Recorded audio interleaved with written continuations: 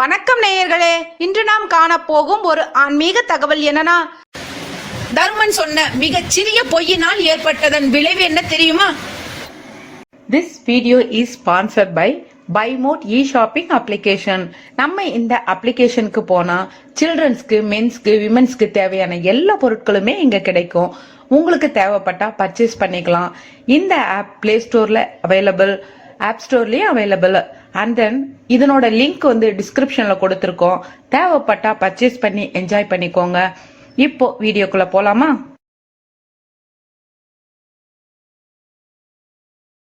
குருஷேத்திர யுத்தம் நடந்து கொண்டிருந்தது. பாண்டவர்களும் கௌரவர்களும் தீவிரமாக போர் செய்து கொண்டிருந்தனர். கௌரவர் அணியில் இருந்து துரோணர் உக்கிரமாக போர் செய்து கொண்டிருந்தார். துரோணர் சிறந்த வீரர், அவரை போரிட்டு வெல்ல முடியாது என்பது பகவான் ஸ்ரீகிருஷ்ணருக்கு தெரியும். எனவே துரோணரை தந்திரமாக வீழ்த்த எண்ணுகிறார். துரோணரின் ஒரே பலவீனம் அவருடைய மகன் அஸ்வத்தாமனின் மீது அவருக்குள்ள பாசம்.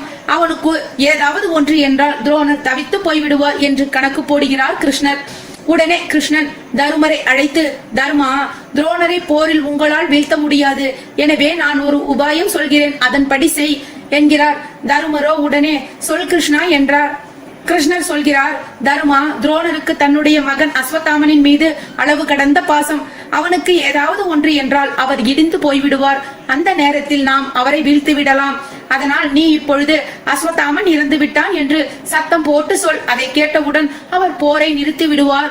பிறகு அர்ஜுனன் அவரை தாக்கட்டும் என்றார் கிருஷ்ணர். இதை கேட்ட தர்மரோ, கிருஷ்ணா, என்னை பற்றி நன்கு அறிந்த நீயா இப்படி சொல்கிறாய்? எந்த காரணம் கொண்டும் நான் பொய் சொல்ல மாட்டேன் என்பது உனக்கு தெரியாதா? நான் நிச்சயம் இந்த பாவத்தை செய்ய மாட்டேன் என்கிறார் தர்மர். கிருஷ்ணர் யோசிக்கிறார், இந்த தர்மனை பொய் சொல்ல வைப்பது மிகவும் சிரமம். அதே நேரம் தர்மன் சொன்னால்தான் துரோணர் நம்புவார், என்ன செய்யலாம் என்று யோசித்தார். பிறகு பீமனை அழைக்கின்றார். ஓடோடி வந்த பீமனிடம், பீமா, ஒரு முக்கியமான வேலை செய்ய வேண்டும் என்கிறார். என்ன என்று கேட்கும் பொழுது பீமனிடம், பீமா, கௌரவ சேனையில் அஸ்வத்தாமன் என்னும் யானை இருக்கிறது. அது போர்க்களத்தில் புகுந்து நம்முடைய வீரர்களை பந்தாடுகிறது. நீ உடனே போய் அதனை கொன்று வா என்கிறார். பீமனும் சரி என்று சொல்லி கையிலே கதையை எடுத்தான். நேரே அந்த யானையிடம் சென்று கதையால் ஒரே போடு போட்டான். யானை கீழே விழுந்து இறந்தது. பீமன் கிருஷ்ணனிடம் ஓடோடி வந்து நடந்ததை சொல்கிறார்.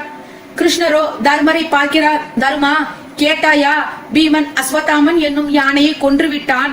அதனால் இப்பொழுது நீ தாராளமாக அஸ்வத்தாமன் இறந்து விட்டான் என்று சொல்லலாம் என்றான். அதற்கு தருமரோ, கிருஷ்ணா, நான் நீ சொன்னபடி செய்கிறேன். ஆனால் அஸ்வத்தாமன் என்னும் யானை இறந்து விட்டது என்றுதான் சொல்லுவேன் என்கிறார். கிருஷ்ணரோ உடனே, தர்மா, நான் சொல்வதை கேள். இல்லை என்றால் துரோணரை வீழ்த்தவே முடியாது. அதனால் இறந்து விட்டான் அஸ்வத்தாமன் என்னும் யானை என்று சொல். இதில் இறந்து விட்டான் அஸ்வத்தாமன் என்பதை சத்தமாகவும், என்ற யானை என்பதை மெதுவாகவும் சொல் என்கிறார். இதற்கு தர்மனும் சம்மதிக்கிறான். அதற்குள் கிருஷ்ணன் அஸ்வத்தாமன் இறந்து விட்டான் என்ற செய்தியை பரப்புகிறார். இந்த செய்தி துரோணரின் காதில் விழுகிறது. ஆனால் அவர் அதை நம்ப மறுக்கிறார். ஏனென்றால் அஸ்வத்தாமன் ஒன்றும் சோற்றுக்கு செத்தவன் இல்லை, நிகரற்ற வீரன். அவனை வீழ்த்துவது மிகவும் கடினம். அதனால் எப்பொழுதும் சத்தியமே பேசும் தருமனை பார்த்து துரோணர் கேட்கிறார், தர்மா, நீ சொல், அஸ்வத்தாமன் என்ன ஆனான்? இறந்து விட்டானா என்றார். அதற்கு தருமனோ, ஆமாம், இறந்து விட்டான் அஸ்வத்தாமன் என்று சத்தமாகவும், என்ற யானை என்பதை மெதுவாகவும் சொல்கிறான். இதை கேட்ட துரோணர் கலங்கி போய் தன்னுடைய வில்லை தூக்கி எறிந்து இனி போர் செய்ய மாட்டேன் என்று அமைதியாக அமர்ந்து விடுகிறார். உடனே கிருஷ்ணன் அர்ஜுனனிடம் கண்களை சைகை காட்ட புரிந்து கொண்ட அர்ஜுனன் தன்னுடைய சக்தி வாய்ந்த பானத்தால் துரோணரை வீழ்த்துகிறான். இந்த சம்பவத்தின் முக்கிய நிகழ்வு என்ன தெரியுமா? தருமர் யமதர்மனின் அம்சமான குந்தி தேவி வயிற்றில் உதித்தவர், மகா சத்தியவான், பொய்யே பேசாதவர். இதனால் போர்க்களத்தில் அவருடைய தேர் இந்த பாவ பூமியில் படாமல் ஒரு அடி உயரத்திலேயே நிற்கும், அதாவது அந்தரத்தில் நிற்கும். அவர் சொன்ன இந்த சிறிய பொய்யினால் அவருடைய தேர் தடால் என்று பூமியில் வந்து விழுந்தது.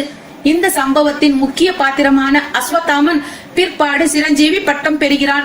அதாவது ஆஞ்சநேய சுவாமி போல அவனும் இன்றும் என்றென்றும் இந்த உலகம் உள்ளவரை வாழ்வான். இந்த தகவல்கள் உங்களுக்கு பிடிச்சிருந்தா எங்க சேனலை சப்ஸ்கிரைப் பண்ணுங்க, லைக் பண்ணுங்க, ஷேர் பண்ணுங்க. உங்க கமெண்ட்ஸை எங்களுக்கு மறக்காம போஸ்ட் பண்ணுங்க. Thank you viewers.